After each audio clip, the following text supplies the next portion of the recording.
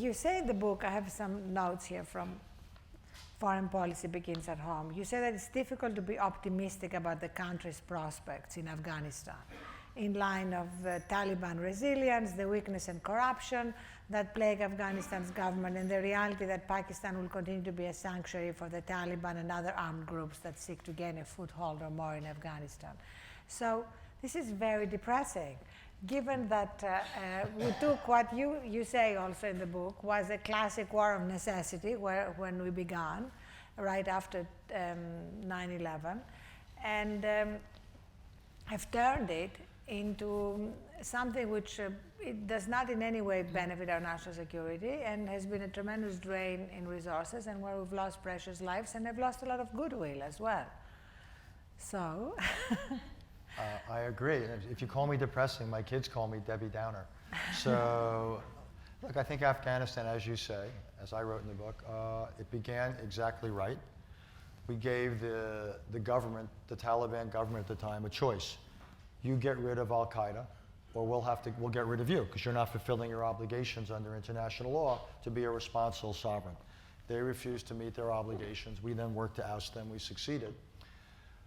Where I think we went off the rails is when we got wildly ambitious. It happened towards the end of the Bush presidency and in the first year or two of the Obama presidency, where we ended up tripling force levels and essentially trying to create very strong central institutions in Afghanistan.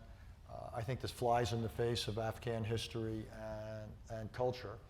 I also think that Pakistan is a big part of the problem by providing sanctuary for the Taliban.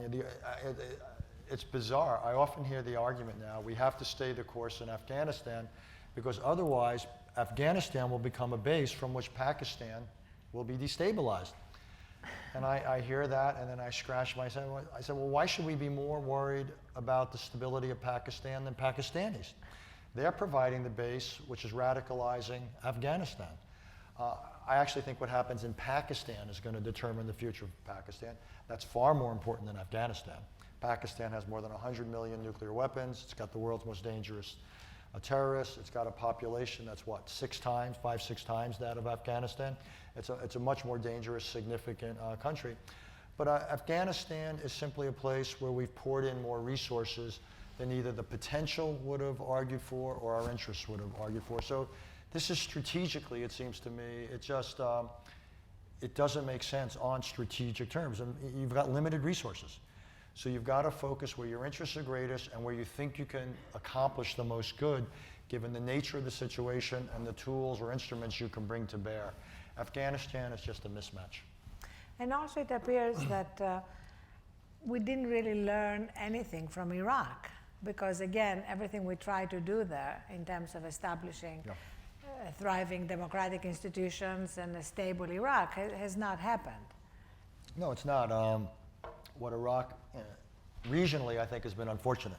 It has sharpened the rivalry or friction between Shia and Sunni throughout the region.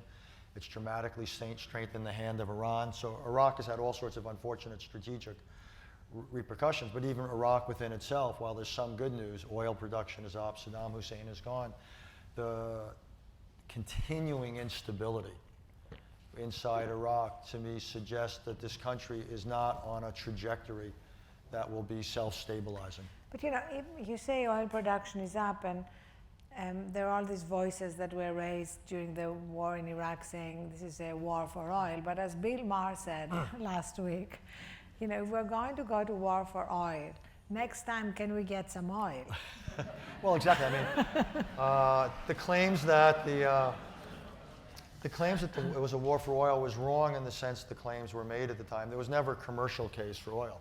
Now, oil was a factor in the sense that one of the reasons we care as much as we care about the Middle East is because of the strategic reality that a large percentage of the world's oil happens to be under the ground in the Middle East.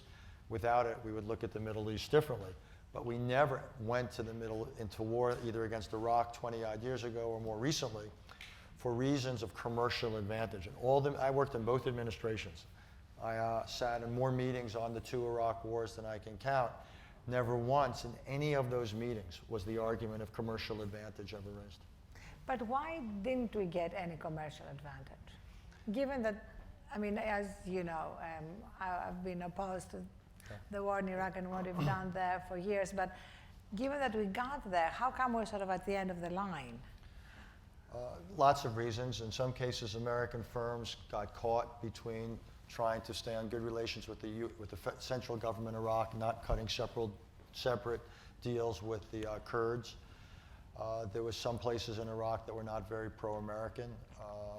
The Chinese were very aggressive. They had lots of people on the ground. We were at times worried about having people on the ground for reasons of physical safety.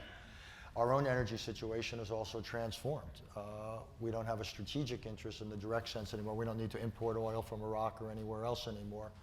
This year we've just reached a 25-year low in American oil imports, a 25-year high in American oil production. So our own energy situation, China has tremendous thirst. China is willing to pay a premium for energy because it looks at its rising middle class and it knows that it needs oil or it has no chance of sustaining anything like the economic growth that we want. And also the administration, quite honestly, in part, I think, I can't prove this, but I think in order to deal with the argument that we went to war, quote unquote, for oil, we didn't do an awful lot to help oil firms. We didn't want to play into the hands that somehow what we did was cynical.